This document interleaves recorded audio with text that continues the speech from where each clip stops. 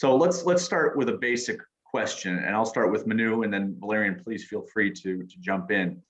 How do you define what civic engagement is, and what do you see any common characteristics in what that is, and could you describe them? When I think about civic engagement, I think about two things. One, I think about what democracy looks like when young people are actually engaged. And the second thing I think about is what is the return on that engagement? Because when you think about a young person's perspective right now, I'm 22. The four major events that have defined the life of someone like me are 9/11, the Great Recession, the 2016 election, and the 2020 election. And that isn't a great sample size of democratic progress. Now, that's totally fine.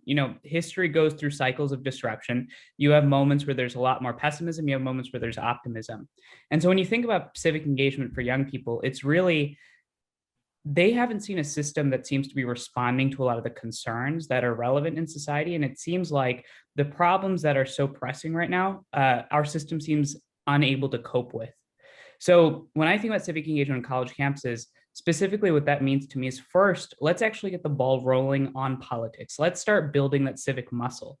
Let's start thinking about what conversation means, what it means to actually engage, what does voting look like. But let's rearm that muscle and slowly start to look at why we should vote, why should we engage, why should we talk, and importantly, when you do it, here's what happens as a result of it. I'm glad you started that way, because I wanted to start a kind of a different way. And I think the first thing for a part of that for me is understanding your own country. I think that's where you start. You want students, especially now, to go really understand what are the values, principles that make the country that you are part of. Why is our country different from other countries, if at all? I think that's important for all countries, but especially our own country that was created based on political ideas. The beginning of our country was an explicitly a political act. It was not declared independent because of religion, language, heritage. We are a country built around some certain ideas and principles that we all cherish. So I think the first step is trying to understand that. Doesn't mean that you need to blindly accept everything, but you need to critically engage that and have that understanding. I think Manu's point about, I see that same thing among students, where they feel that the system is not in a way responsive to some of the struggles or issues and things that they see. I think when you see that, there's the second part to that is, first, you need to view that you are part of that system. You are part of that. It's something different. It's not an alien institution. You are part of that country. And those issues that you observe are issues that you can resolve. And the way to do that is to think about them creatively, inquire more, and instead of kind of jumping to conclusion and being certain, and take steps after you've done that work to change things. Now, I appreciate those definitions, and you both kind of alluded to this, but you both work closely with young people. How do you do that, hoping to engage them civically? What works and what doesn't? I would just say that, Valerian actually struck a note of optimism towards the end, which is that the U.S. was founded as a political act. And I was born in the U.S. I spent a lot of time in India, in a village about 40 kilometers west of New Delhi. And I would tell you, no matter what anyone says in the United States, and I'm actually a little bit more on the liberal side, this is the best place we've got, and everyone else wants to be here. It's an important reality to recognize, not to be complacent, but to recognize and operate with hope that if you actually act, you can create change. That is an incredibly, incredibly powerful privilege that I think frames your point, Chris, how you actually engage young people on campuses. Everything I said in the beginning is what someone will tell you as to why they should not be civically engaged. They'll say, look, we've been working hard, we've been active, we've been engaged, and nothing's going well. And I'll tell them, we're looking at a snapshot of 10 years. The US has existed for 250. Humanity's existed for about 50,000. 10 years is nothing. And the people that have fought for the privilege to have this democracy recognize that it is the long game. So importantly, it is to combat the pessimism and apathy that you'll see among students, and recognize and deal with the strategic reality that students are growing up in a time where democracy doesn't seem to be working. So tackling that head on, not obfuscating it, reaffirming the hope in the American project, but at the same time, telling them that the only way that the American project continues is if they get involved. Democracy is only as good as what we put into it, and people are at the core of it. Yeah, I think what I would add, how do you engage them, is first, I agree with Manu. I think we need to recognize that there is this energy and hunger amongst the students to already do that. So we recognize that and encourage that in them. We don't want students to become complacent and think that things are so bad that they become cynical or don't think that it's even worth trying to engage meaningfully. The second is, I think, on part of us kind of adults, and the way I view my role with the students. Sometimes I do think they go too far in ways that they assess things, and I think you start by recognizing that their wishes are noble. They want to do the right thing, but you also correct them when they do maybe go about it in a way that's not always productive. Can you both briefly address, are there certain topics, certain issues that are more likely to bring about a civil conversation, a civil discussion this day? I'll comment a little bit on domestic stuff, and then since AHS is mostly foreign policy stuff, I think, and they're not too different. And given our history, what animates our students and what I observe in the country are moral issues. So they see unfairness, injustice. They want to make a change. They want to take action to make sure that we live up to the promises of our founding, the ideals that are there of equality and liberty and democracy. And then one thing to recognize, to Manu's point as well earlier that he made, in this country we might not have as bigger issues in those areas as other countries, but we react with more urgency and passion, right? And that's a good thing. Inequality or certain issues might not be as stark here, but our students, our public reacts with a lot more disapproval, even if the problem is smaller here than other countries, and that's a good thing. And that translates into foreign policy. What I see, I think, because our students care deeply about these values, they think that they should be part of the way we judge our own foreign policy. Now, they don't think that, from my conversations, that we should become a human rights organization. I don't think they should. And the United States government is not one, and we cannot, behave the same way Human Rights Watch does or another Amnesty International. At the same time, I think I see the recognition in them that when we conduct our foreign policy, those values have to be reflected and taken into account.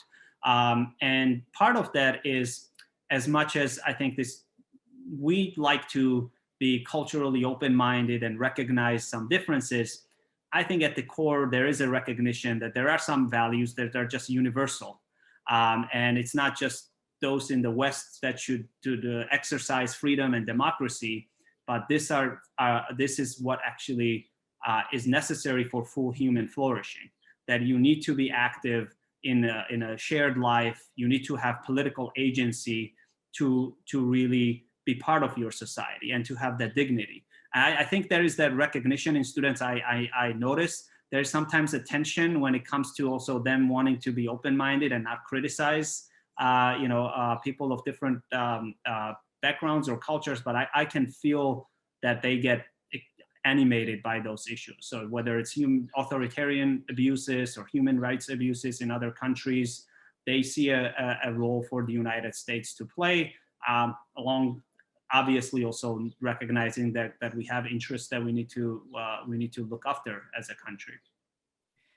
Yeah, I can be really brief here because I think Valerian sort of pointed at the broader abstract. To be really tangible, there's 3 issues that Bridge has sort of brought to the fore. We've been doing a lot of surveys and looking at what student activists across the political spectrum are generally talking about.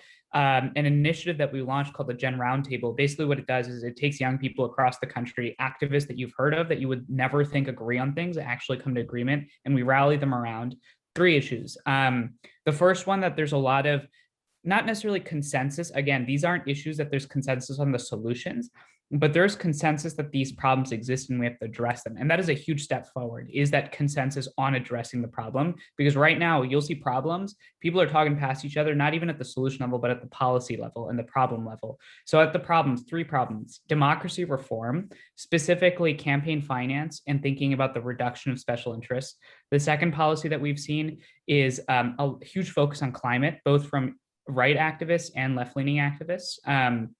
The difference is on the level and urgency with which we respond to the problems, but the presence of the problem is there. And the third issue that we found is economic mobility. Now, notice we didn't call it income inequality, but we called it economic mobility. And the reason for that is, regardless of where you stand in the political spectrum, most people right now in the middle class can attest to the fact that they are less optimistic about their chances to succeed as compared to their parents. And that's a big problem. So the ability for people to move up and down in society. Now, the left might call that income inequality. The right may refer to that as a lack of small businesses being able to be created. Either way, the problem exists. And so a lot of students have pointed at worker programs. They've looked at retraining, higher education.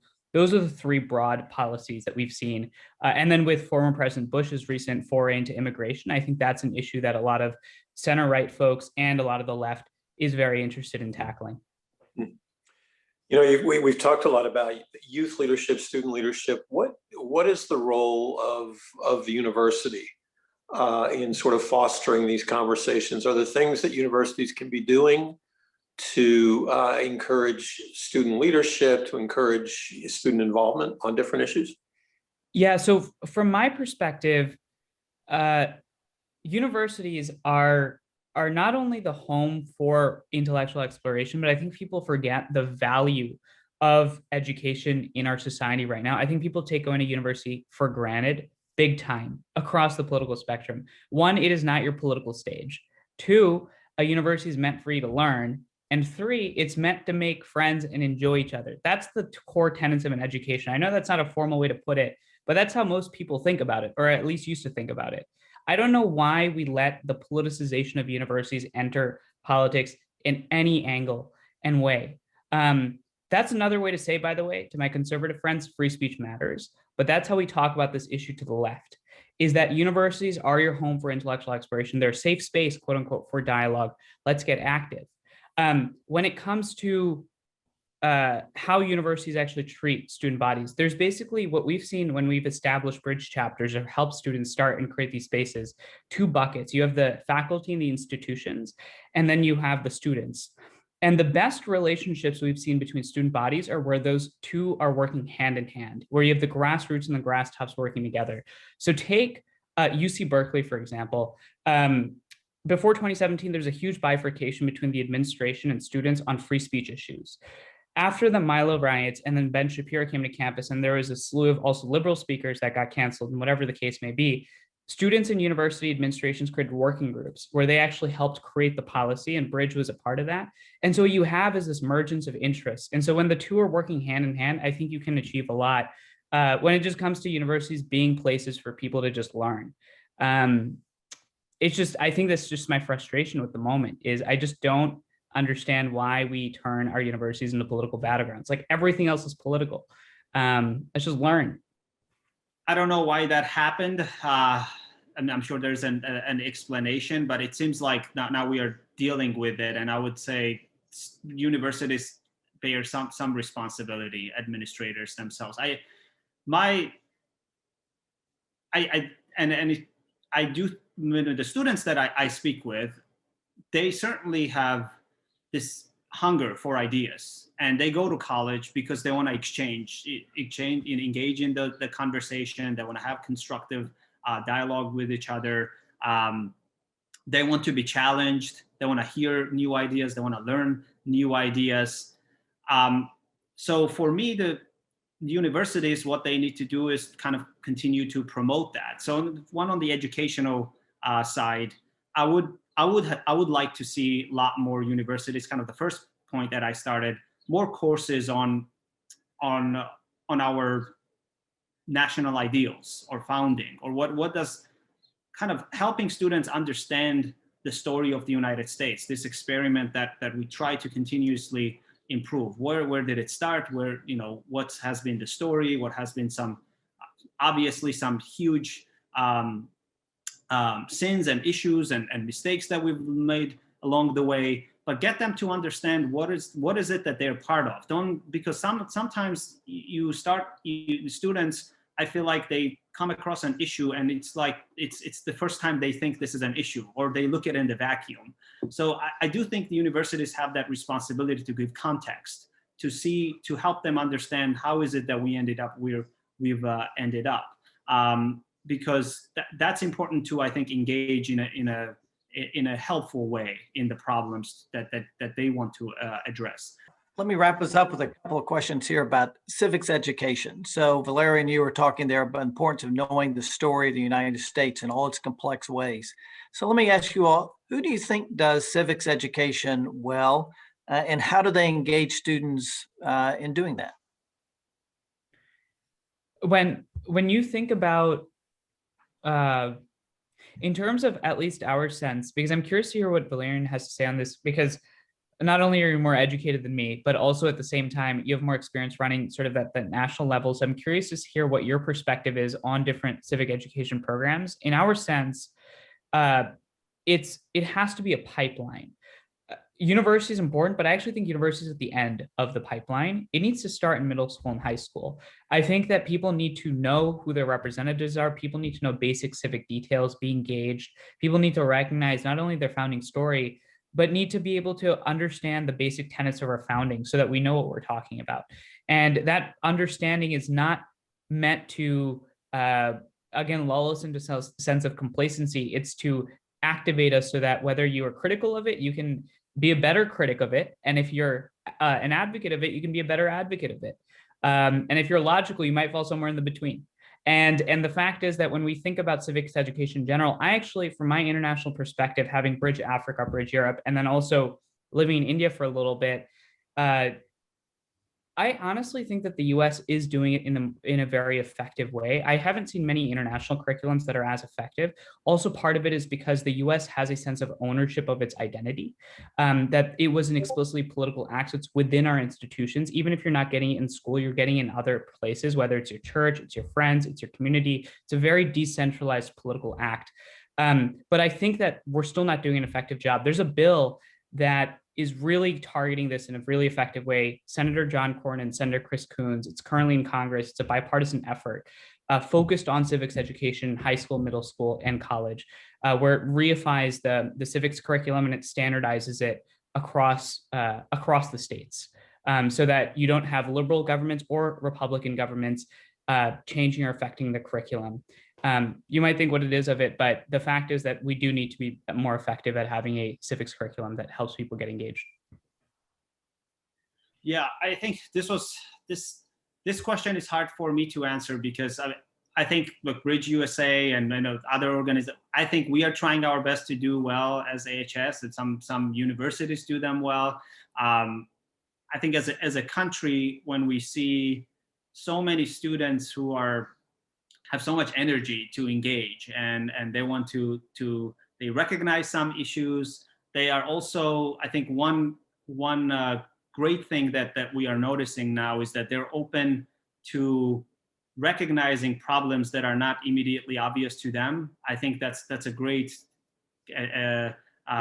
sentiment among the students, where I think in the past of our own history too, that we know that, well, some people didn't think something was an issue, so that must not have been a problem. There is a sense in students where they want to listen and recognize something. Not everything that they hear should, they need to immediately accept, but there's at least a kind of, they want to give an honest chance to someone to tell them about the issues that to me or to someone else might not be clear. So let me close us out with this question. So how do you all, as students engage in issues of democracy and human rights abroad, which I think, Valerian, you spoke about a little bit earlier, how do you all think that impacts them as citizens at home? Yeah, I think from our students, what I'm seeing, I think right now they're recognizing that focusing abroad on those issues doesn't mean that you should not focus on those issues at home. Or that if you're focusing on those issues abroad, that you can ignore some of the things that at home. So I think part of it, as I said earlier, there as Americans and what I observe in students, there are things that upset us a lot more, even though the cases are, the case may be less severe in our country of, the issues of economic mobility or democracy, that they are more animated and passionate about issues at home. But I think right now what I'm seeing is them caring about human rights, democracy abroad is also helpful for things at home. And it's kind of because that makes you realize, same thing that happened with Kennedy, where he wanted to focus on those things abroad and realized there were things at home that we were having issues with that we needed to improve. So I see those two things as mutually beneficial, even though we might not have as greater issues on our democracy or liberty or rights. If you are focusing that on abroad and then you see the contrast, it doesn't mean that you ignore things at home. I'll be brief because I know that people have been listening for this for a bit. I just want to pick up on what Valerian said and add a little bit to it towards that end point, which is having awareness. I always think about going abroad for perspective and going domestic for action. What do we mean by that in terms of bridge? When you look abroad, it allows you to put the problems of the United States in good perspective. And perspective is so important in our current moment right now. Always exercise empathy, I think, when we think about our strategic reality. The reality is we're in a tough spot. That's okay. And the only way that we can say it's okay is when we go abroad and look at other problems. Now, that's not to say that we have to be complacent, but we go abroad to get that perspective so we recognize that, one, our problems are momentary if we act, and two is that we can act. We have agency. Being agents of change is not a universal human entitled right. It isn't. It is not entitled because you're a person. And importantly, it is not universal right now across the US. That's why we have these human rights programs that are defending the ability for people to speak out, be engaged. And the fact that we have the ability to do that in the United States is so important. And that is what we preach on a daily basis to young people across the country. And importantly, they then preach that back to us because they act and they realize that they have so much potential for action. The second part, going domestic for action, is that there's so much diversity and difference in our country. Honestly, at this moment, if you live in California, you've spent your entire life in California, you can go to Alabama and it'll seem like a different country to you. And if you lived in Alabama your entire time, you can go to San Francisco and it looks like a different country. You don't need to go to abroad for recognizing different perspectives. And I say that because America needs our own human capital, and we need it to be invested domestically right now so that we can help our country be a leader in the moment. Because in the world, there's so much strife and struggle, and I think that the US is best positioned to lead. So ultimately for us, it's let's get that hope engaged. Let's be empathetic with how we're talking to people that are different than us. And importantly, remember that we have so much potential as people in our democracy. The fundamental unit of democracy is people. We are the ones that vote at the ballot box. We're the ones that drive change. And so if we forget that, we're going to give into the forces, I think, of pessimism.